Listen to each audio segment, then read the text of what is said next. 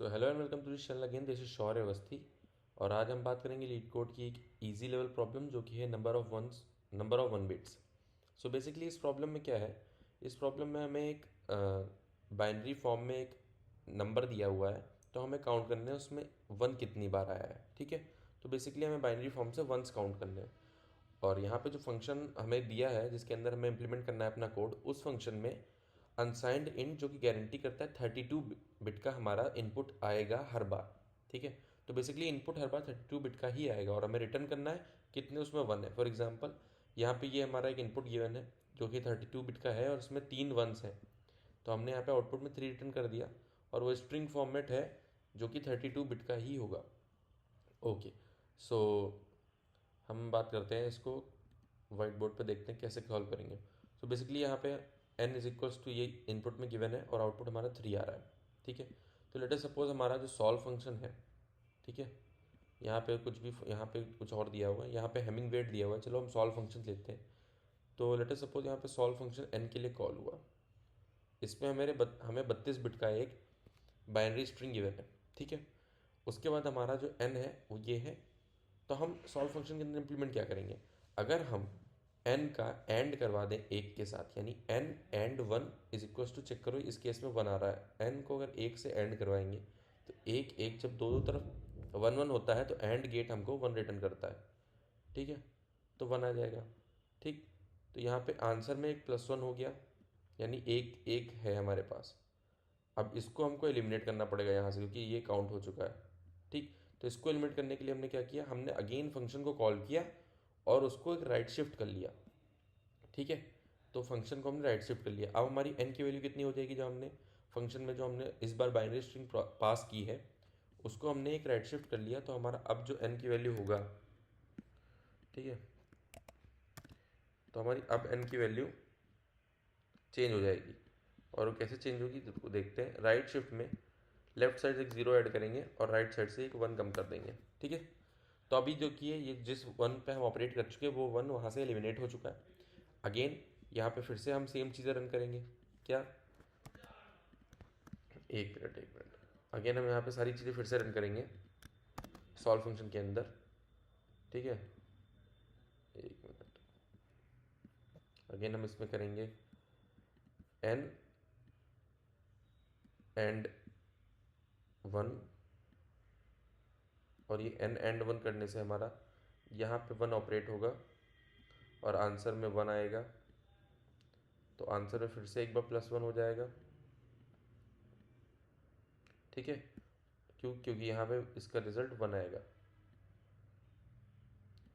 Again फिर से हम क्या करेंगे, फिर से सॉल्व फंक्शन कॉल करेंगे, यानी अगेन हम रिकर्जन की हेल्प से सॉल्व फंक्शन कॉल करेंगे और इस बार उसमें हम फिर से राइट शिफ्ट कर देंगे एन को, राइट शिफ्ट वन, वन से एक बिट राइट शिफ्ट कर देंगे। ठीक है, अगेन ये राइट शिफ्ट हो गया। अब जो हमारा सॉल्व फंक्शन के अंदर एन की वैल्यू आएगी वो फिर चेंज हो जाएगी। ठीक, इस बार फिर से हम लेफ्ट से एक ज़ीरो ऐड करेंगे राइट शिफ्ट के केस में और राइट से ज़ीरो कम करें, वन कम करेंगे, यानी जो भी राइट साइड से होगा वो एलिमेंट कम कर देंगे, चाहे वन हो चाहे ज़ीरो हो। अगेन इसमें अगर हम चेक करें तो अगर सारी हम सेम चीज़ें परफॉर्म करें इसमें, ठीक है, तो इसमें अगेन हम फिर क्या करेंगे, एन एंड वन, बट यहाँ पे इस बार एन एंड वन करने पे ये वैल्यू ज़ीरो आएगी, तो आंसर में जो है कुछ भी पुश नहीं होगा, यानी अभी तक आंसर प्लस वन टू ही रहेगा और यहाँ पे वन होगा।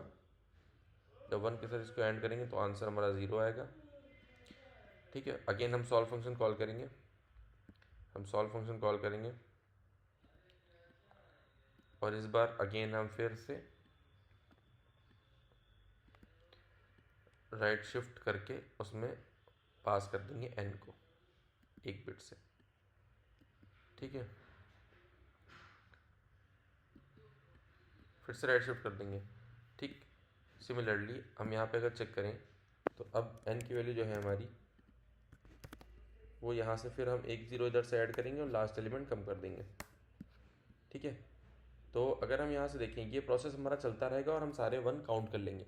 लेकिन ये प्रोसेस जो चलता रहेगा ये कहीं पे हमें स्टॉप भी करना है। तो बेसिकली हम यहाँ पे दिख रहा है क्लियर कट कि हम इसको रिकर्जन की हेल्प से कर रहे हैं और हर फंक्शन के अंदर दो ही फंक्शन इंप्लीमेंट कर, दो ही स्टेप कर रहे हैं। एक तो n को 1 के साथ एंड कर रहे हैं और उसको रिटर्न कर दे रहे हैं ऐड करके सोल्यूशन में, और साथ में सॉल्व फंक्शन कॉल कर रहे हैं, यानी जो फंक्शन है उसको रिकर्सिव कॉल कर रहे हैं।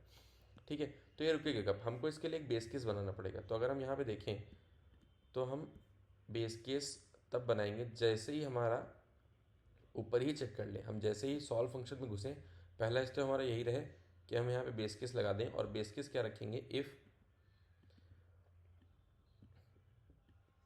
इफ़ हमारा n जो है इज इक्वल्स टू ज़ीरो हो जाता है तो रिटर्न हम कर दें तुरंत। ठीक है, तो ये बेस केस अगर हम लगा देंगे तो जैसे ही n की वैल्यू ज़ीरो पहुंचेगी, वन सारे खत्म हो जाएंगे, जैसे वैल्यू ज़ीरो पहुंचेगी हमारा रिटर्न कर जाएगा, यानी वहाँ से टर्मिनेट कर जाएगा हमारा रिकर्सिव कॉल, सारे एंड हो जाएंगे। ठीक है, तो चलिए कोड करके देखते हैं इसको। ठीक है, तो पहला यहाँ पे स्टेप क्या था कि हम यहाँ पे रिटर्न कर देते हैं, एक मिनट हम इसको डायरेक्ट लिखने की कोशिश करते हैं।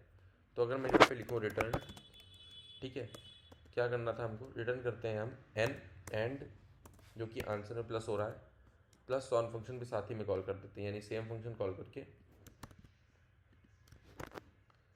और उसमें एन पास कर देंगे, वो भी राइट शिफ्ट करके। यहाँ पे हम बेस केस लगाना ही भूल गए हैं, तो बेस केस जैसे मैंने बताया तो बेस केस लगाएंगे is equals to zero return zero. जैसे एन ज़ीरो होगा रिटर्न ज़ीरो हो जाएगा और सारी रिकर्सिव कॉल वहाँ पे एंड हो जाएंगी। ठीक है, एक बार सबमिट करके देखते हैं। ठीक है, तो हमारा कोड सक्सेसफुली सबमिट हो गया है। So thank you so much for watching this video. अगर वीडियो पसंद आया और एक्सप्लेनेशन समझ में आया हो तो वीडियो को लाइक करें, चैनल को सब्सक्राइब करें। तब तक के लिए बाय, मिलते हैं अपने अगली वीडियो में।